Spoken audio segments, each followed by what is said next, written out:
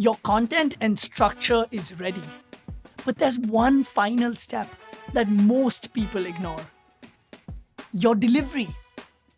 It's what separates meh speakers from folks like Obama, Churchill, Mandela.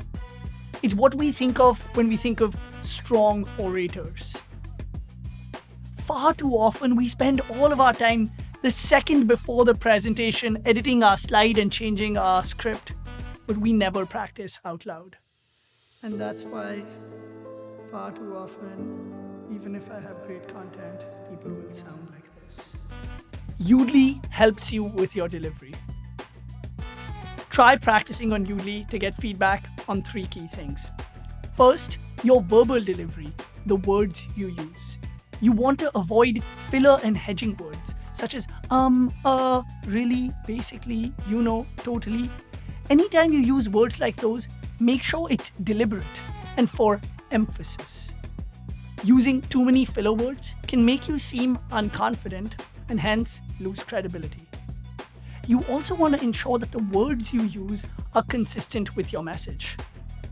If I were giving a speech on public speaking, I likely want my most commonly used words to be speech, passion, debate.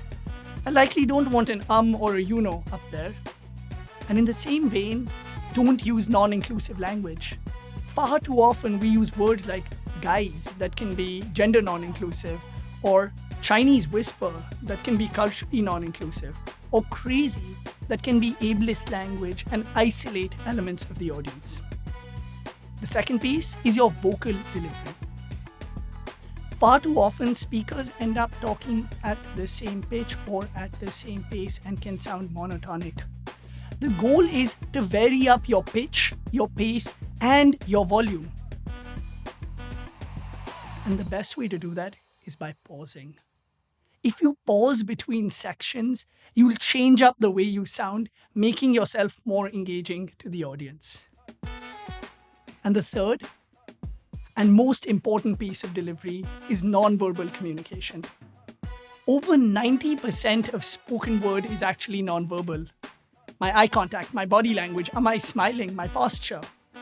The pieces to remember here are to make eye contact with the audience anytime you're speaking. Don't speak while looking down. People will feel like you're unconfident. Don't look up. It seems like you're searching for an answer. Look at the person you're talking to right in their eye. That's why anytime we're talking from our heart, if we're telling someone we love them, we look them in the eye and say that. The second is ensure you're taking up maximum presence. You don't want to be hunched in the corner or at the bottom right of your screen. You want to take up the stage and the space you own in order to ensure your audience is listening to you. Keep your back erect and be deliberate with your movements. The last one is gestures. By the way, we have an entire module on nonverbal communication if you want to learn more. Use gestures deliberately. You often see me using 1, 2, 3 for first, second, third. But far too often people end up using the same gesture as a tick, and that can be distracting to the audience. If there's one takeaway from this video, it's practice, practice, practice. The process of recording ourselves and watching ourselves can be cringy and painful. But the number one thing that expert speakers do that differentiates them from the rest is they watch themselves, they do it again, they share their speeches with colleagues, get feedback, and try again.